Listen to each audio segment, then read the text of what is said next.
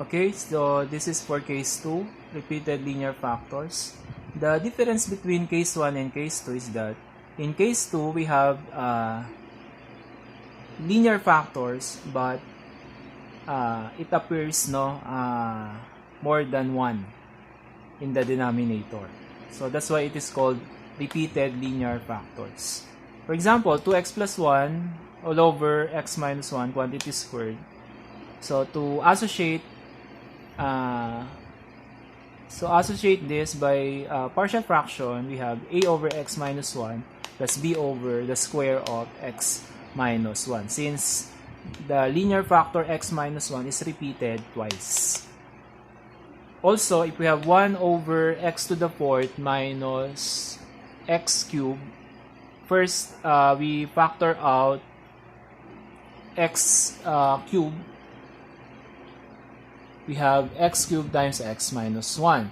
Now, as you can see, x is repeated thrice. So, meaning, it can be factored out as x times x times x. So, we associate that in partial fraction by using a over x plus b over x squared plus c over x cubed plus the remaining linear factor, which is x minus 1.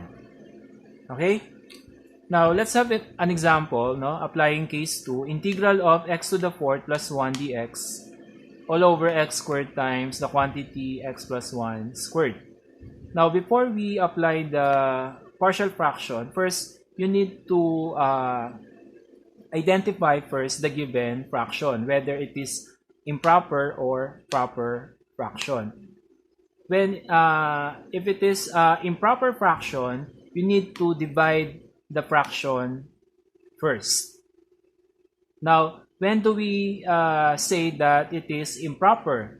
If the degree of the term in the numerator and is greater than or equal to the degree of the term in the denominator, then division is possible, or we can say that it is improper. So meaning you divide first the given fraction. So in this case, since this is x to the fourth, the highest power in the numerator is 4, and it is also equal to the highest power in the denominator, which is x to the fourth, upon multiplication of the two factors. So division is possible. So we divide, then the quotient is 1 plus the remainder over the divisor, which is the denominator. So meaning, upon division, this can be written as integral of 1 plus the remainder negative 2x cubed minus x squared plus 1 over the divisor or the denominator.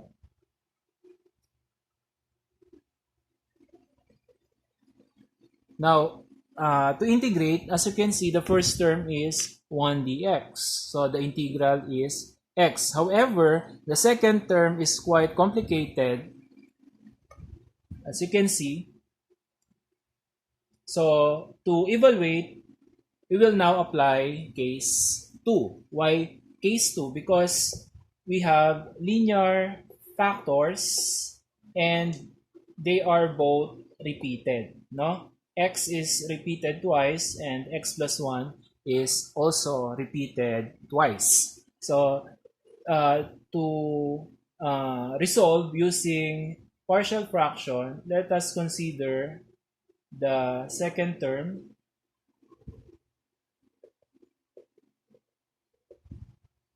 Yeah. So the partial fraction is equal to a over x plus b over x squared. Since x is repeated, twice. Also, the next factor, which is x plus 1. So plus b over the square of x plus 1. Then we can now solve for A, B, C, and D. So first thing to do is to eliminate the denominator, and that is done by dividing or multiplying the whole equation by the LCD. Now, what is the LCD? Of course, the factors, no, in the denominator. So we multiply this by x squared and x plus 1 quantity squared. So multiply. So we have negative 2x cubed minus x squared plus 1, okay, equals multiply. So we have ax x plus 1 squared plus cancel out x squared. So we have b x plus 1 quantity squared. And then plus d x squared. Sorry, cx times x plus 1. Then plus, this is cx squared. And then plus dx squared. dx squared. Then we can now solve for A, B, C, and D, no, by assigning values of x that may cause, no, some of the terms to vanish. Let x equals 0, since if x is 0, so this term is already 0, 0, 0, we can now solve for b. Also, if x is negative 1, so this term is 0, 0, and another 0, so we can now solve for d. So let's try to solve when the unknown, no, variable when x is 0. So 0, 0, 1. This is 0. This is b, 0, 0. So meaning b equals 1. Also, if x is negative 1, so negative 1 cube, still negative 1 times negative 2, positive 2. Then minus negative 1 squared, positive 1, so minus 1 plus 1 equals 0, 0, 0. So negative 1 squared is positive 1 times d, so 1d. Therefore, d equals 2. 2 minus 1 plus 1. So d is 2. Now, we have b and d. So to solve for a and c, we will assign another values of x. Let's say we first assign x equals, of course, value of x that are not yet, no, assigned. Number, no, that are not yet assigned to x. So let's say 1, because we already have 0 and negative 1. So if x is 1, so this is assigning, no, any number. So mas madali, mas maliit na numero, di ba? For the value of x. So if x is 1, so this is negative 2 minus 1 plus 1 equals, so 2 squared is 4 times 1 is 4a plus 2 squared is 4. b is 1, so This is 4 times 1 is 4. So 1 plus 1, 2 times C. So 2C. Then plus 1 squared is 1 times D. D is 2. So plus 2. Therefore, we have 4A plus 2C equals, so this is 6. This is negative 2.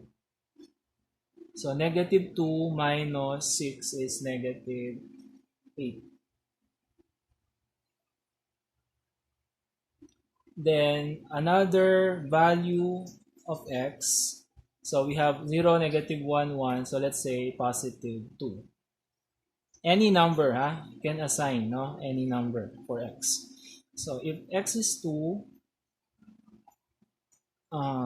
so this is 2 cubed, 8 times negative 2, negative 16 minus 4 plus 1 equals 2 plus 1, 3 squared is 9 times 2 is 18a. Correct? 3 squared, 9 times 2, 18. Then 2 plus 1 is 3 squared is 9 times b. b is 1, so plus 9. Then plus 2 plus 1, 3. Then 2 squared is 4. 4 times 3 is 12c. Then plus 2 squared 4 times d. d is 2, so 4 times 2, we have 8. Therefore, we have 18a plus 12c equals, so 9 plus 8, 17. And this is negative 19. So negative 19 transpose 17, so minus 17. So that is minus 36. Correct? 17 to 19.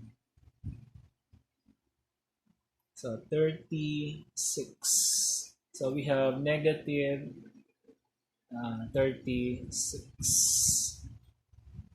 Now, if this is equation 1, this is equation 2. As you can see, we have two equations with two unknown variables. Remember the system of linear equation, di ba? When into unknown variables, no? You can solve it using elimination or substitution method. So let's say we use elimination method to first solve for C, since we have 2 and 12.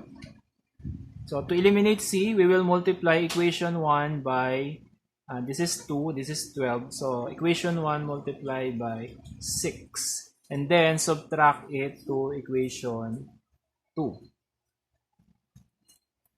So equation 1 times 6, so 4 times 6, 24a times 6, 12c, then times 6, we have negative 48. Then minus equation 2,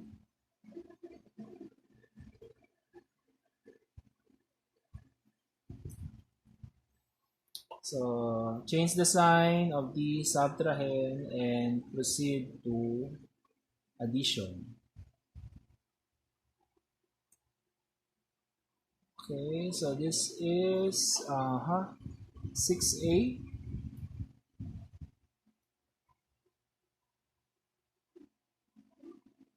This is negative, so positive. Negative 36. Okay, so change the sign, positive 36. So this is positive 6a. This is 0. So negative 48 plus positive 36. So we have 2 and 1. So negative 12. So therefore, A equals negative 2. Now, if A is negative 2, we can now solve for C by substituting the value of A in either equation 1 or equation 2. Let's say using equation 1, so for A, 4 times negative 2 plus 2C equals negative 8. So we have negative 8. So 2C equals negative 8 plus 8. So this is 0. So C 0 over 2 is 0. Therefore, C equals 0. Therefore, we can now write the partial fraction. We have integral of 1 plus the partial fraction of the second term is equal to A over X. A is negative 2, so meaning we have minus 2 over X,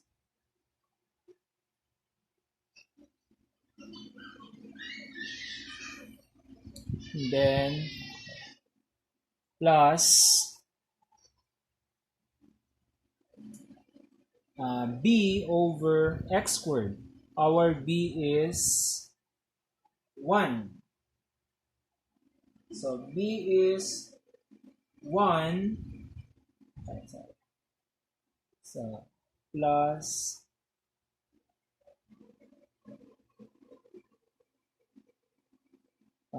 it's negative, A is negative 2 over X. So plus B is 1, so 1 over X squared.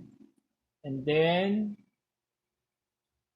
plus C is 0, so 0 over X plus 1. So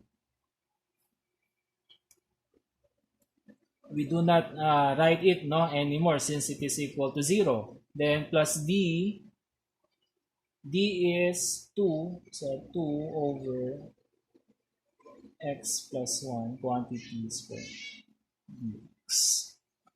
So integrating each term, we have dx minus 2 dx over x plus x to the negative 2 dx plus 2 x plus 1 raised to negative 2 dx.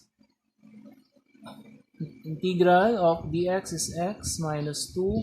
Integral of dx over x is ln of x, and then plus integral of x to the negative 2 is x to the negative 1 over negative 1.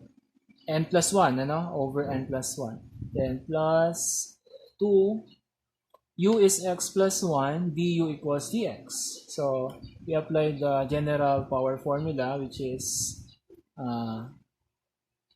u raised to n plus 1 over n plus 1 plus c. Then simplifying, we have x minus 2, ln of x, then minus 1 over x, then minus